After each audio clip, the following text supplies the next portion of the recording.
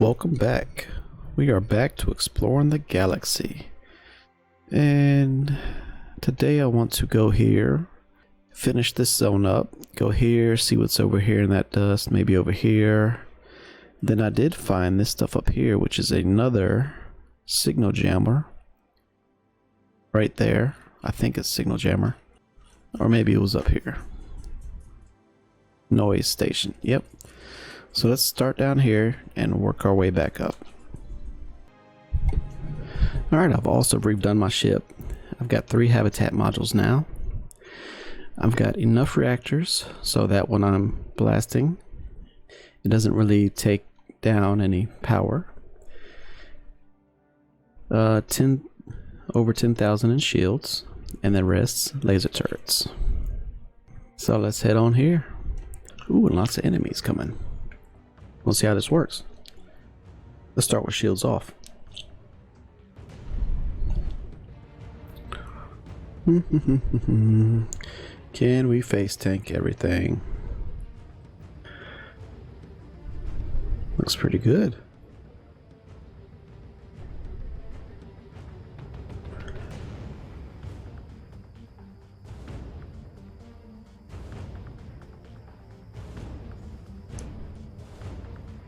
Probably want a few more generators though.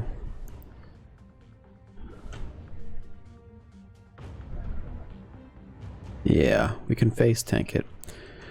We might take them shield generators and put them as reactors. That's what I'm thinking I'm going to do. We'll do that next time though, because we can face tank now pretty good. Alright, where were we headed? We were just going north. That's all we was doing. So let's go. Yeah, look how slow that's coming up. Definitely need some more reactors. And we lost a few crew member too. So our regeneration of hull is going to be a little slower. But we still have max engines on it. 1, 2, 3, 4, 5, 6 more generators. Yeah, I think that'll be just fine. Oh, what we got here? And no anomalies. Alright, next planet. It's like a cloud area. We got something here. Ooh, this one's lightning. Another bog masquerading as a valuable resource deposit. Upon return to the ship, the team engineer spent hours tweaking the anomaly scanner while his teammates scrubbed tar from the lander. Ooh, plasma bursts. Turbulent atmosphere of this planet carries pockets of super hot volcanic steam through dry clouds of silica particles, generating enormous static charges. As these produce lightning-like clouds of plasma when they reach the lower atmosphere. Sweet. Is that thing coming back? I missed another probe. Oh well. Oh. Hey there. I definitely have a battleship, I'll tell you that. Oh, we got more on that planet too. Well, alright then. Let's send them on down. Hopefully they do not get electrocuted. An enormous installation sits impassively as 1 trillion joules of discharge from the atmosphere onto the surface. Remote scans detect that it is activity using the electricity to power some internal activity. Approaching with the level of electrical activity seems extremely risky. Send the survey team in. The reluctant team member quickly moves to the access point before they can open it. There's a flash of lightning and they fall to the ground. Team medic quickly pulls them back, but it's too late. Lost another crew member. Let's go down again. Maybe we need some better defenses or something. Alright, survey team lands during a lull and powerful electrical storm that surrounds the planet. Taking advantage of the possibility brief window, the team enters the imposing installation. The majority of the structure appears to be completely filled with dormant computers. One area near the top of the structure contains an unpowered antenna. The antenna is switched off. Activate it. Antenna is switched on but unpowered. Deactivate the antenna. Let's return to the ship for now. And let's go back down. Maybe the antenna is powered. The powerful electric storms have returned. While approach would be foolhardy under these conditions, the team's communication takes a faint signal in the installation and a point in space at 42.6. Let's write this down. 42.6 times negative 20.4. Awesome. So we got a point in space now. Survey complete. So 42.6. So right about here. Negative 20. 6. 20. So right up around there. So let's head up there. Oh, and there we go. We've got something. Remote relay. This object appears to be an automated relay station designed to collect incoming signals, store, and retransmit them. It has some data in its data banks, but it is broadcast antenna is currently inactive. Let's try to get the data. The relay begins sending a tight beam hyperwave laser, although the data is heavily encrypted. Ooh, oh. Let's follow the beam. Where could it be sending it? Shoot, yeah. Let's go, go, go. Oh. Another remote. Did I ever visit that star at that sector? I don't know. This is another automated data relay station. Its antenna is inactive. The relay begins sending tight beam through space. Alright, we're going to follow this laser before we go back and investigate the suns. Where are we even at now? Ooh, it goes into the wormhole. Okay. Alright, the sun is nothing. Let's go back to this other sun. It's probably nothing. And then we'll hit up that wormhole. I don't know what that music was. It was a trap, probably. Oh yeah, I don't think we did anything, but we'll check it just in case. I wonder, can I shoot this thing? Alright, let's head for that wormhole. See where that signal's being broadcasted. And it goes up here to this other stuff we found. So I wonder if this sensor suggests a deep space listening outpost with optical and microwave detectors focused on the nearby nexus. It has several data banks, presumably storing whatever information it collects. Try to access. The relay had some kind of security system that purged its mirror banks when we tried to access them, but we were able to access some of this control code. Extremely sophisticated, offers valuable insight to AI design. Also surprisingly, there were a few bytes of inactive memory that translated directly into Starcom standard. Neologic control system, Century series. Oh, we don't want to go back in there. We do want to come down here though. Investigate the planets. Nothing. I think we should go ahead and destroy this relay station. Just clean this place up. Or let's see if it gets teleported to the other side. It does not. Nor does it appear that we can destroy it. So we're moving on to play with our enemies. Right after we check out the sun. Here we go. The sun's done. Enemy located. Alright, what is this? X to scan. Sentinel base station. Sentinel base station is dealt with. Let's get down there and see what they're hiding. This temperate world was home to a space age civilization until they recently, probably no more than 300 years ago. Teams archaeologists observes that the technological level of the attackers was significantly above anything observed in these ruins, suggesting that devastation was not self-inflicted, nor did it inflict total extinction. Scanners detect bipedal creatures watching the team's movements from the ruins. Let's try to make contact. After several unsuccessful attempts, the team's xenoculture expert is able to coax some of the creatures within a few dozen meters, although they remain within the tall grass, where their natural camouflage renders them nearly invisible. Via the universe translator, he learns some of their history. Long ago, the gods had sent their ancestors 3 rules. No one may visit the black island of Eos.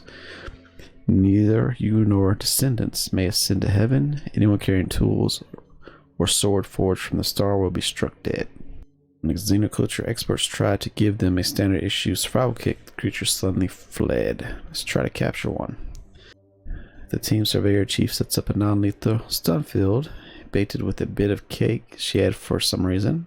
After a few hours wait, the trap is sprung. The creature is slim humanoid covered with translucent fur that offers incredible chameleon-like camouflage.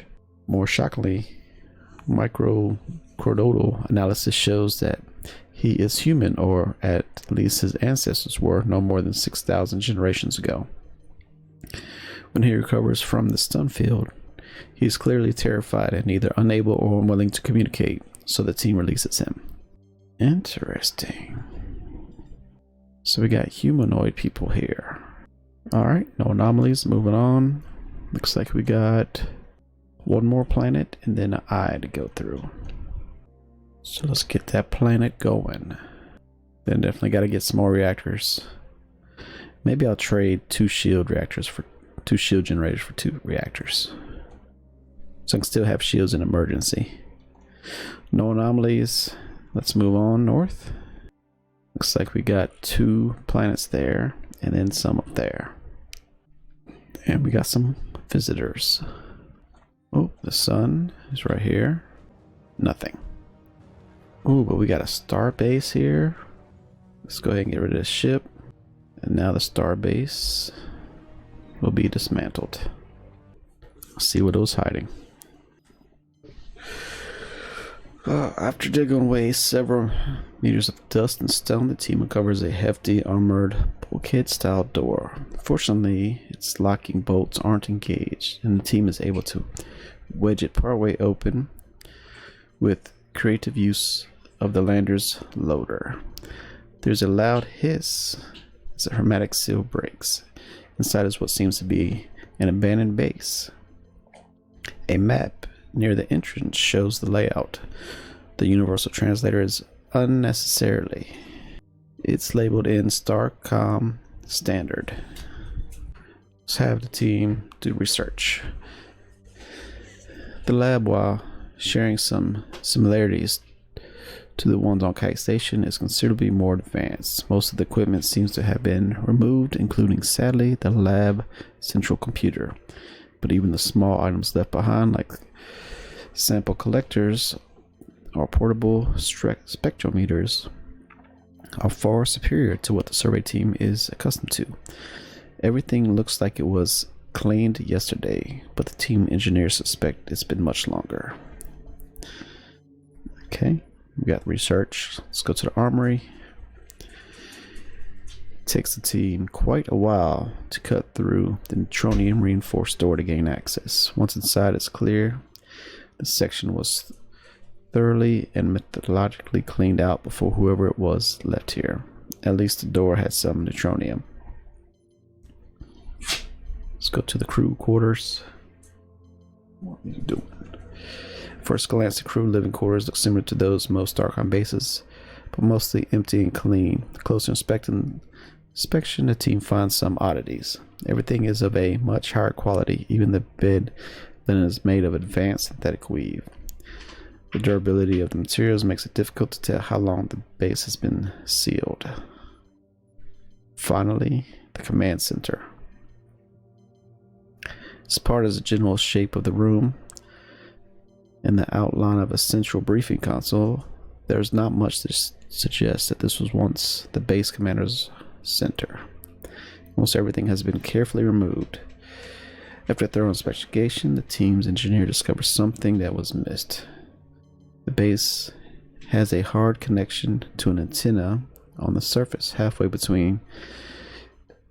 Deep in the bedrock, she finds the equivalent of a signal booster. In its buffer, there's a copy of the last message transmitted. Commanders, we're boxing ourselves into a very tight corner here. We've locked the Sentinel's directives so no one individual can override them. If things go badly for us, their failsafe kicks in and they annihilate any humans on site. We've had a bit of a pattern of our plans going off the rails, as it were, so we've given ourselves an out. The directive lock can be reset with a key. The key can be found by brute force using a quantum cluster in about 5 billion years. Whoa. Each of you have been given a data crystal besides your assignments and related specific technical data. Each crystal has an algorithm. If enough of you or your appointed successors can agree, you can break the key quickly. Obviously, this should not be taken lightly. Our ranks have already been broken twice by the traitors. Others will be lured away, I'm sure. If everything goes according to plan, we won't unlock the sentinels until Trinity is go. Good luck. This is the last message you receive from me before the jamming starts. In addition to the voice message, is an encrypted file. A lot of mission log entries updated. For Star Wars, the base seemed to have a lot of important information. Maybe we should head back to Kite to update the commander. Maybe we should. Maybe we shouldn't.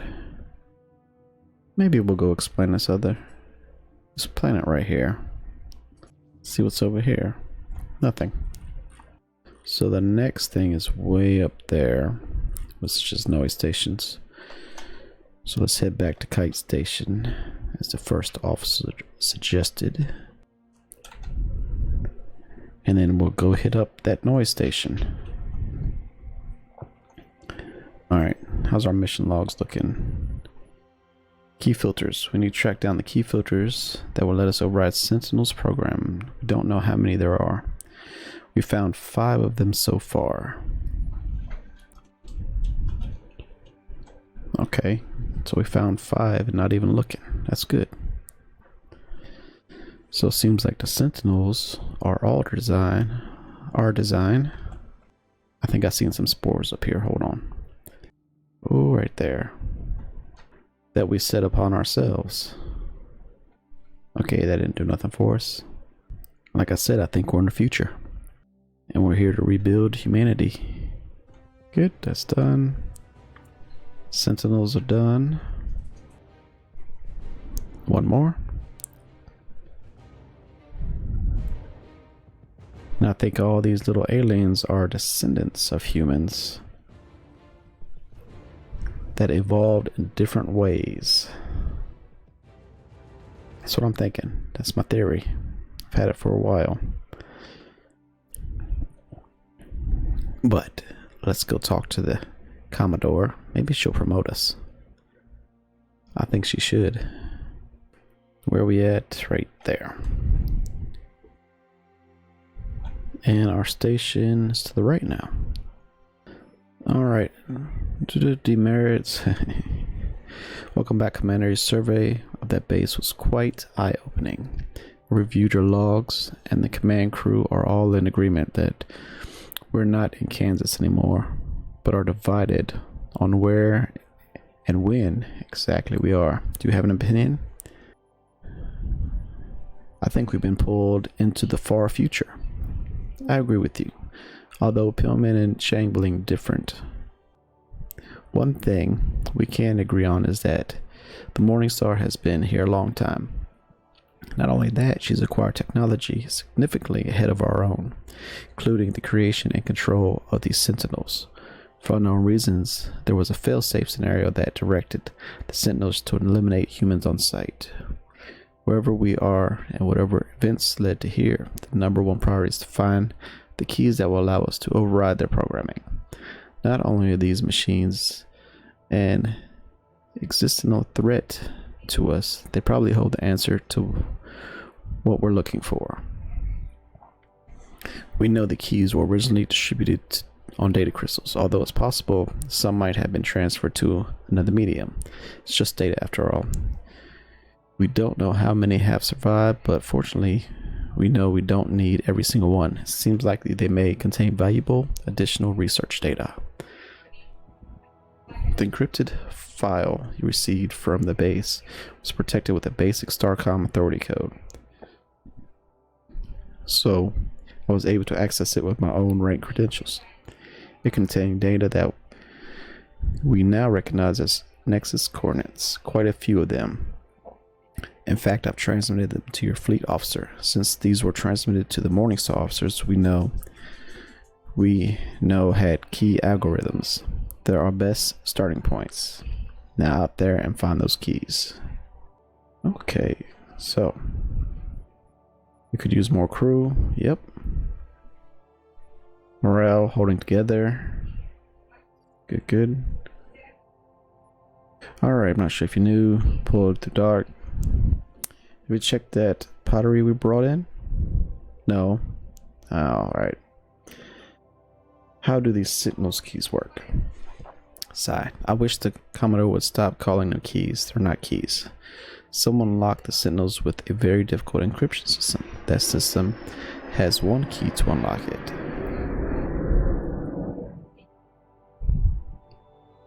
It would take billions of years to try all the keys. Brute force, as it were, except in this case, the Sentinel would literally be using brute force on you while you're trying. They create a set of algorithms that restrict the search space. If you have enough of the algorithms, you can eliminate all but one key very quickly. The clever bit is that if you have one less than enough algorithms, it still takes billions of years. Is there anything else? So where and when do you think we are? As impulsively as it may sound, to someone with only a rudimentary understanding of physics, I think we're in the distant past. We left our home weeks ago, yet Morningstar has apparently been here for hundreds, if not thousands of years. Moreover, evidence of her crew seems scattered over time and space. Why can't we be in the far future? The Morningstar has never traveled in time at all. Starcom and humanity have spread across the galaxy in our time. Yet here, the only trace of human races were ever seen have been connected with the Morningstar. If we were 100,000 years in the future, we should still see the trace of our civilization. Our galaxy is littered with our trash. So another galaxy then. We were thrown to a galaxy a million light years away, miraculously the same galaxy as the Morningstar, and one whose particle density coincidentally matches our models of the Milky Way a few billion years ago. A comms razor, Commander. Time travel is not so far-fetched as you imagine. The Lightheist experiments demonstrated it is possible so long as you calculate a waveform that resolves all paradoxes. True, it took a Cepher cluster working for a year to send a bit back 1 minute, but the principle is proven. Nope. I think you told me enough. Alright, Captain John Chang. What's your opinion of where we are? I'm not really sure. I'm an engineer, not a physicist or archaeologist. I think the rift pulled us into another dimension or alternate reality, one where the history is different, and the Morningstar fought some terrible war that humanity lost. I hope it's not the case, that we're trapped in our own past like Pillman thinks. Because we could erase our own existence? No, because it would mean Pillman was right again. The man is already insufferable. Was there anything else? Nope.